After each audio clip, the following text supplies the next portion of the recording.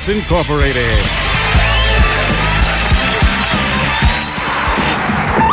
Go ahead. Make my day. 7:45 WATD. Good morning. It's time now for the good, the bad, the really, really stupid. It's our commentary segment of the broadcast. And Ed Perry, one of the things he has said before is he would be happy to pass around the megaphone, pass around the microphone, and let you sit at his chair and give your views and thoughts. And today, we want to welcome in Sean Costello. He's in Studio B. He's our guest commentator, and Sean is a graduate of Marshfield High and is a student over at Stonehill, where I understand he's president of his class, and he's here today. Sean, first of all, good morning to you. Good morning, Rob. Thanks for having me. Thanks for coming in. I'm going to turn the microphone over to you, Sean, and let us know what's on your mind today. Why are you here? Thanks very much, Rob. I'm here today to talk about the efforts in Marshfield to build a new high school. I graduated from Marshfield High School in June of last year. My first day as a high school freshman in 2006, I was approached in the hallway by a senior who looked at me and said, "Welcome to the ghetto." I soon learned that this nickname was not unique to this one student's frame of mind. In fact, it was the common word that students used when asked to explain the condition of the school that they spent every day in for 4 years. When you walk in the shoes of a Marshfield High School student, you'll see exactly what they're talking about. From the huge crack that runs straight through the floor of the English wing to the old gym floor, to the lack of permanent walls in almost every single classroom, yes, that is not a myth, this facility is not fit to serve as a learning institution. Walking between the science and history wings, you'll notice there's a large crack in the wall in which the 42-year-old insulation is clearly visible. 2 years ago, ceiling tiles in a history classroom rotted away, abruptly falling to the floor. I personally had a class in this very room that same year. Last year, a piece of a floor tile came up in a computer lab revealing asbestos. The classroom was shut down for weeks. The 30-year-old roof, which was a temporary fix, supposed to last only 15 years, leaks regularly and not only vexes people at town meeting, but interferes with students in gym class, athletic practices, and even forces all MIAA events out of the facility. Do people realize that we walk every day around the rotting tiles, moldy insulation, and buckets of water in classrooms, hallways, and the gym for 4 years?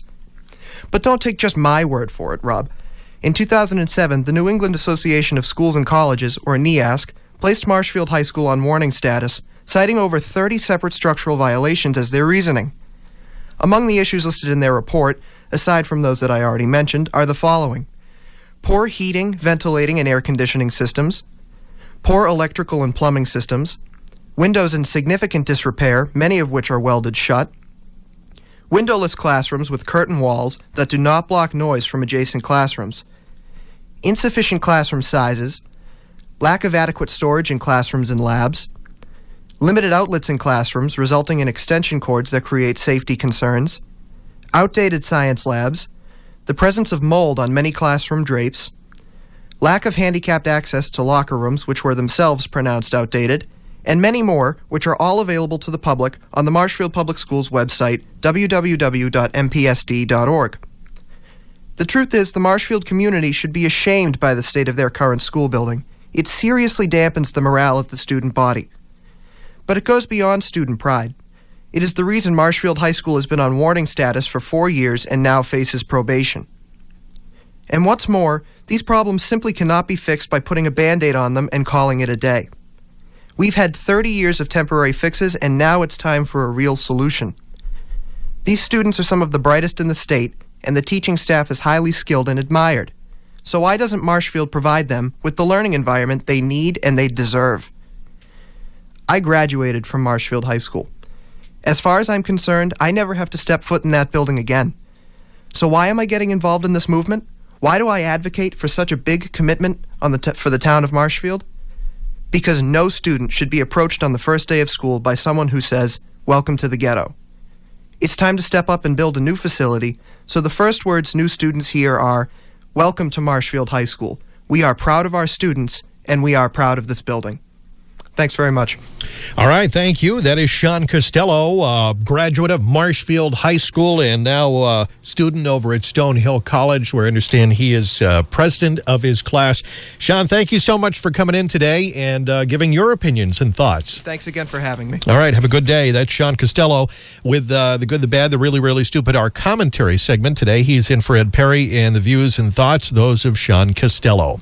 All right, 7:49 WATD, traffic and weather. We updated every 10 minutes on the 9s. Malcolm Alter is watching your back-to-work ride. Malcolm, what's going on? Well, first of all, we're getting word that the Fore River Bridge is still in the opposition.